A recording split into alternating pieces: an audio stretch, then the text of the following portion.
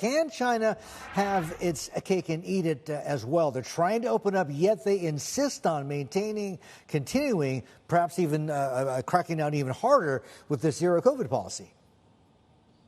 They can't. I mean, as we know, the Chinese can issue economic statistics that may not be accurate.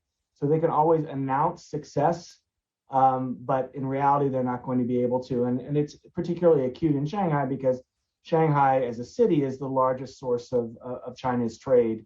And so countries around the world are going to see the results out of Shanghai regardless of what China claims is going on. I would say from the Chinese standpoint, they continue to think this is worth it because while we're worried about economic losses, what they're really worried about is Omicron sweeping through elderly Chinese in rural areas because that population is underserved in medical care. And this is a disruption. It's painful, but a wave of COVID in China's rural areas would be far worse from the government's point of view.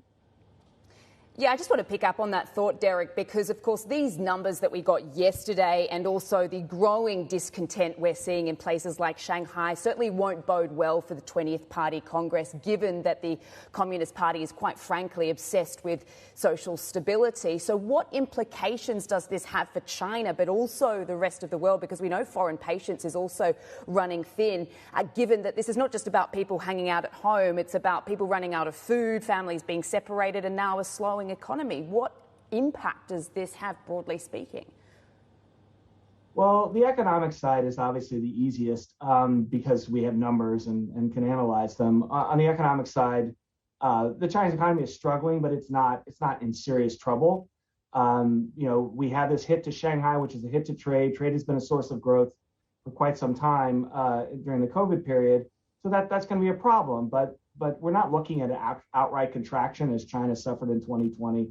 So I don't think the economic side, even though it's important and we'll probably see slowing growth in the second quarter, is really what's going to drive the decision. What's going to drive the decision, as we discussed, is stability. And a slowing economy, you have enough jobs being created.